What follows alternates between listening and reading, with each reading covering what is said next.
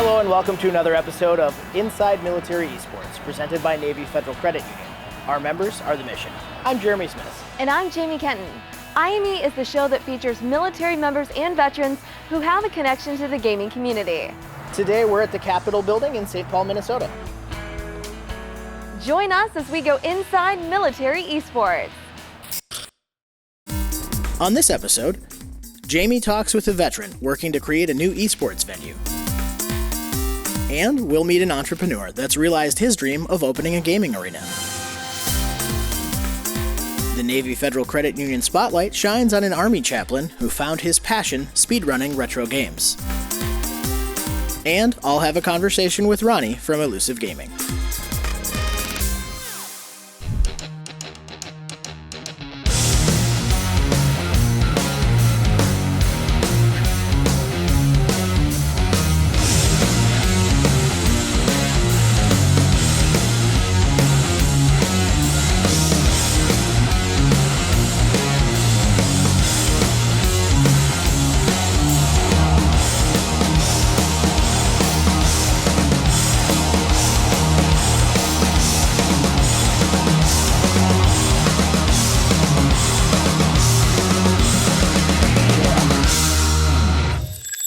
So Jami, I understand you had a chance to talk to a veteran right here in Minnesota. I did. He's got a really awesome project. I'm really excited to show you guys what's going on.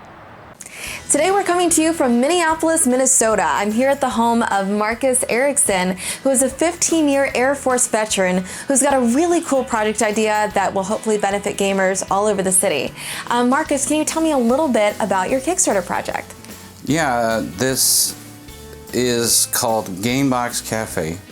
Hi, my name is Marcus. My family and I would like to introduce to you GameBox Cafe, the Twin Cities' very first esports arena and LAN gaming center.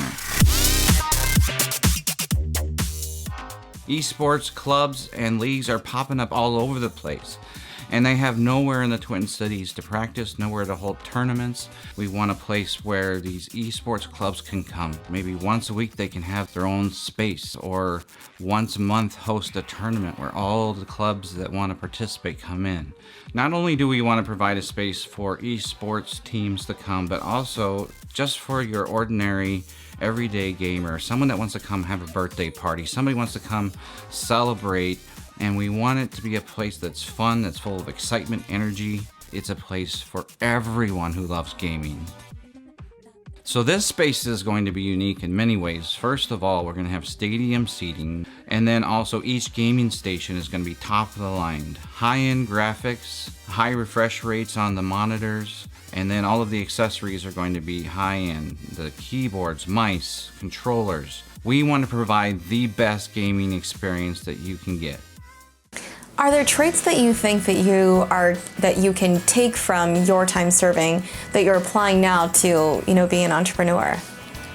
Well, the Air Force teaches you a lot about independence, and I did go through officer school, which really hammers in independence, and really, without knowing it, they really instill that sense of entrepreneurship in you, because what they expect you to do is if you want to tackle a project, you tackle that, you take it on, you own it.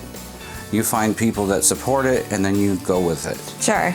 They want you to think for yourself. They want you to come up with new ideas. And I think that the training I got lets me just take an idea and run with it. Veterans, especially, it's a huge deal for them, and I want to provide a space for those in Twin Cities as well. And that is one thing I'm going to incorporate, is like veteran nights, where it's just veterans invited for free. I'm an alumni with Wounded Warrior, so, I probably will have a Wounded Warrior event if this works out. I'll probably have many, and, that's going to be key. So if everything goes according to plan, you raise all the money here hopefully soon, how quickly of a timeline is it for you to get this facility up and running? Hopefully if we can make our goal and surpass it, we're looking at opening about January 2020. My goal is to start with the gaming arena, and that is, again, it's like a stadium seating, unique high-end gaming stations, and just make it a real arena type of feel, but also a place where the casual gamer can come have a birthday party. Well, best of luck to you, Marcus. Can you tell everybody how can they find you? How can they help you? Sure. We have a website, www.gameboxcafe.net. Otherwise, you can just find us on Kickstarter. Search GameBox on Kickstarter, and you'll find us. And we really could use your help. We can't do this without you. We can't do it without people helping. And this is why I like Kickstarter, because the people own it. Yes. And I want this to be a Minnesota icon. I want it to be a veteran icon. I want this to be a shining light. Even though it's just entertainment and to some people it's just gaming, but it's not. It's more than that. It's a place for people to come together. Well, it sounds like a fabulous idea, and we wish you all the best, and thank you so much for your service. Guys, please support the GameBox Cafe. You can find that on Marcus's website. And again, we'll be right back here on Inside Military Esports. Navy Federal Credit Union, proudly serving the armed forces, veterans, and their families for over 85 years. Our members are the mission. Insured by NCUA.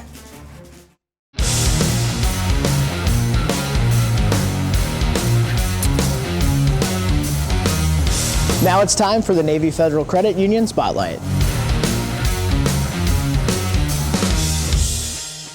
Next on the show, we're going to talk to someone who does something a little bit different with their gaming habits. Ryan Lewis. Ryan, thanks for joining us today. Well, thank you. It's a pleasure to be here. And Ryan, what is it that you do with your gaming time? So when I have free time, I try and complete games as quickly as possible. So it's a hobby known as speed running. So what got me into it to begin with is my little brother. So he was speed running Breath of Fire on the Super Nintendo and then Final Fantasy II on the PSP. But that was actually when I was trying to get back into gaming after a decade of taking it off because of just professional things and getting started with the family. So, very briefly, there's a couple different categories when it comes to speedrunning. Can you break those down for us? Sure. On most games, there's an any percent, which is whatever it takes to get to the end of the game as quickly as possible. And that's usually where you have people exploiting glitches in the code in the ROM, which allows you to bypass huge sections of the game or have abilities that you shouldn't have at that point in the game. There's the glitchless, which is without manipulating the game code, you're completing the game as quickly as possible, playing the game as originally intended. And then for the sadists, you have the 100%, which is you're trying to complete every single possible side quest in the game as quickly as possible. So what game are you working on right now? So right now the game I'm working on is The Legend of Zelda on the original Nintendo. And with that one, I'm doing the any percent no up A. So the up A exploits a code in the game that allows you to basically warp to the beginning of a dungeon. So it's essentially playing the game almost as intended, except we're using screen wraps and other exploits that allow us to get access to places that we shouldn't at that point in the game. So with every genre of game, there's those heavy hitters. For your first-person shooters, it's Call of Duty, PUBG, games like that. In speedrunning, what are the big titles that everybody plays, the kind of marquee draws? So when we're talking about like the retro game scene, Mario 64 is one of the big ones. It's not one that I have played, but it's one that you can routinely find lots of people streaming it. It's an easy run to get into, it's an easy run to find, and a lot of people really enjoy it. So with your current speedrunning, you said you're working on The Legend of Zelda. Do you have any specific goals to that game or just your speedrunning career in general? So the main thing I want to do in speedrunning is just to have fun and find things that I enjoy doing. And one of the things I'm trying to do is find a game that nobody really runs and get people excited about that. So that's kind of my current journey, is trying to find something fun that nobody does, that I could take to a GDQ and get some exposure to a game that for the most part has become forgotten, and then just have fun doing it in front of thousands of people. And you mentioned GDQ, that's Games Done Quick. Can you explain for our audience what that is? So Games Done Quick, they have two major marathons that happen every year. There's AGDQ, Awesome Games Done Quick, that's usually in January. Then you have SGDQ, Summer Games Done Quick, which is usually done around July. And so during an entire week, you'll have speed runs going on at that location. Can you tell us a little bit about your military service? Absolutely. So currently I'm an active duty Army chaplain. I've been on active duty now for almost 8 years. I've been at Fort Campbell, Kentucky with the 101st Airborne.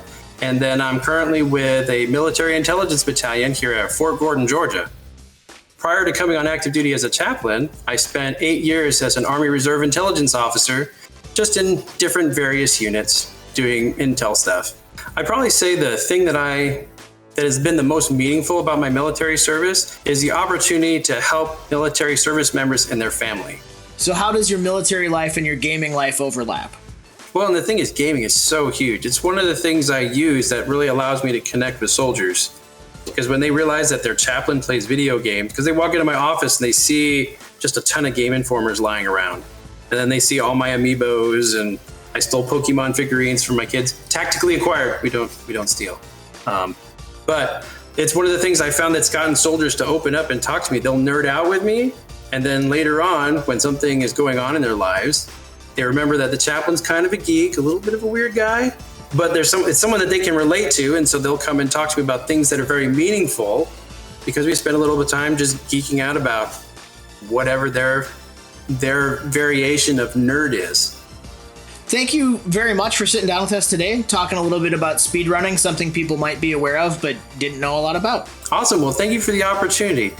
We'll be back with more Inside Military Esports presented by Navy Federal Credit Union. Our members are the mission.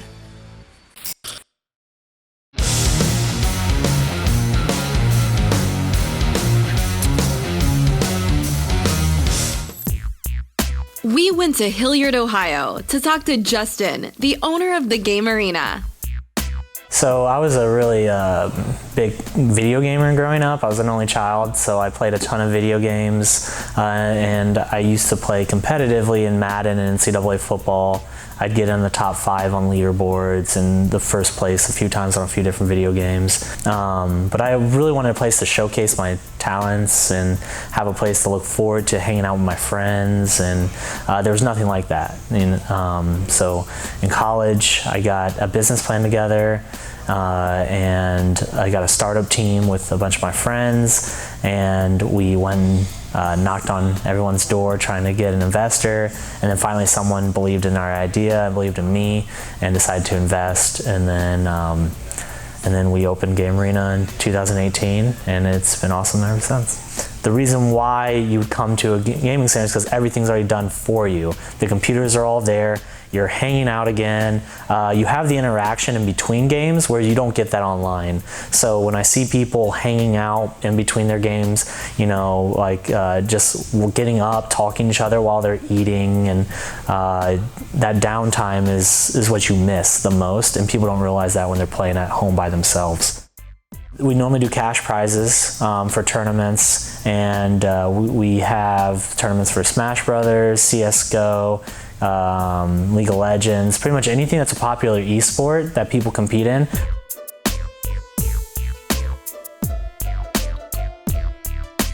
So we have 50 PCs in this room alone. We have about 50 plus games. We have business fiber internet. We got the really comfortable gaming chairs by Maxonomic, the nice HyperX headsets, and the 144 refresh rate monitors. So then we have a full cafe. We have air fried food like boneless wings, fries, quesadillas. We also have a full liquor license. And the best part is you can order everything from your PC and we'll bring it out to you while you're gaming. So you don't have to stop gaming and you don't have to get up. Yeah. So this is our tournament room. We get a 5-on-5 setup where this team will play against that team, and we have a full production room over there. An audience can sit around for about 40 to 50 people, and they're watching what's going on up here on the big screen. That's awesome. So what are these guys doing here right now? They're just in here playing in their own games while we're open and we're not running competition. People can come in and play for an hour or two. Cool, great. So first off, I grew up in a military family. My father was a Marine and my mother was an Air Force brat. Growing up in a military family, I would say, has molded me into a person that could, at the age of 22, work really hard on something that doesn't have any immediate benefits. I worked on Game Arena for 5 years before getting an investor, so that was 4 years never knowing if it was going to work, working hard, waking up early, making sure that I was doing everything I could to make it happen. They were extremely supportive, and they believed me the entire time, and with their support it allowed me to feel the confidence to keep going the entire time. We have a website, game-arena.co, And you can also check us out on Facebook, Twitter, Instagram, and or you could just come in. We have friendly staff that's always ready to help. We get about 2,000 unique people every single month here. So it's pretty awesome to see that many different people. A lot of people give a lot of good feedback, and the community has been extremely positive to work with. We really do get everything from 5-year-olds to 50-year-olds. Anyone can come at any time and have fun. Majority is 10 to 25. But we really have seen almost everything. So I want Game Arena to be the place that anyone can come in to have a good gaming experience. So we want it from any age, any demographic, and we want to give people that place to hang out with their friends and also compete in those tournaments that showcase their talents to the world. Stay tuned. We'll be right back here on Inside Military Esports, presented by Navy Federal Credit Union. Our members are the mission. Navy Federal Credit Union, proudly serving the armed forces, veterans, and their families for over 85 years. Our members are the mission. Insured by NCUA.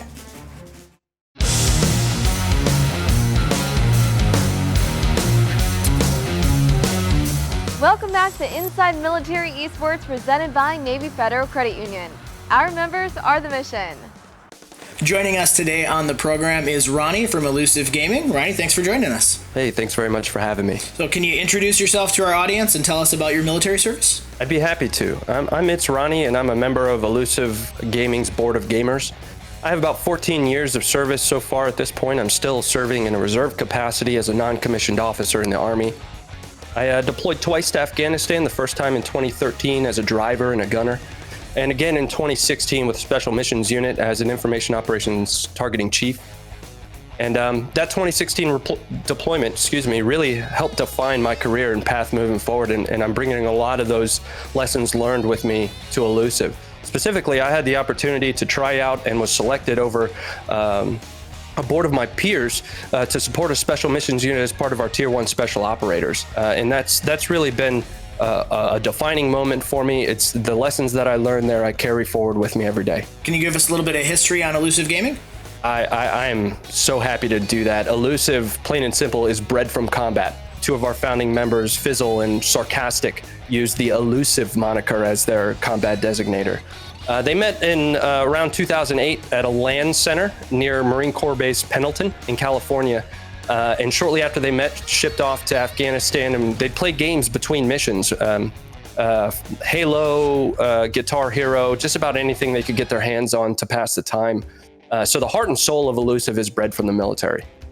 First and most important for us is community outreach and engagement. And specifically, that means engaging with veterans and civilians and providing a haven of camaraderie and gameplay that's a little bit more mature than your standard gaming organization. Essentially, there's an attempt to combat some of the gaming toxicity there. We want to give people wings, not hold them down. But that engagement and community outreach also includes charitable causes, especially in the veteran arena and military arena. And we want to provide support to them and drive that community outreach as our #1 goal. The second is growth and representation. Obviously, as a business, we need to grow. We want to grow. Being that right now we're kind of growing at an unprecedented rate, we're far outpacing the growth goals that we anticipated. We've launched kind of our first sortie into gaming apparel. One of our biggest sellers right now is our Hot Dropper shirt that's kind of flying off the shelf. And our hats are a little bit too popular. We actually had to set aside a whole room out of Fizzle's house to keep our merch, and had to bulk order our shipping materials because we just didn't anticipate the amount of demand that we would have for it. The last kind of tenet or line of effort for us is our competitive play. We're fielding teams competitively in PUBG, Rocket League, and Rainbow Six. There are teams that are in the works for Fortnite, Apex Legends, and we have kind of lofty dreams of a League of Legends team. But to be honest with you, the competition in League of Legends is really stiff. So are there any skills or traits that you picked up in the military that directly translate to what you do now with Elusive? The skills that translate from the military really boil down to general tolerance, maturity, and the will and capacity to fight. Now, as a small company trying to thrive in an area that's beginning to become a little saturated, you got to have a fighter spirit. And as I mentioned earlier, we are bred from combat. We are war fighters at our heart. We learn to adapt through the military to austere environments and challenge through that service, and that tolerance for when things get tough directly translates into building something from the ground up, and that's what we're doing here at Elusive. So if somebody wants to see Elusive, where should they go? Just on Twitch? No, you can find Elusive on Discord, just about every social media platform, and even on our website. That's also where you can find our merch and just about everything you need to know about the foundation of Elusive. We really appreciate you joining us today on Inside Military Esports. Thanks a lot for your time. Hey, I really appreciate you guys taking the time to have a discussion with me, and I appreciate you and all the things that you're doing for military esports and military gamers. It's such an awesome thing to do. We're proud to represent the community, and thank you for your service. And thank you. That's it for this episode of Inside Military Esports presented by Navy Federal Credit Union. Our members are the mission. Thanks to everyone who appeared on today's show, as well as all our active duty service members. If you have a great story to tell, make sure to contact us. I'm Jeremy Smith. And I'm Jami Kinton. For all of us here at IME, thanks so much for watching. We'll see you next time.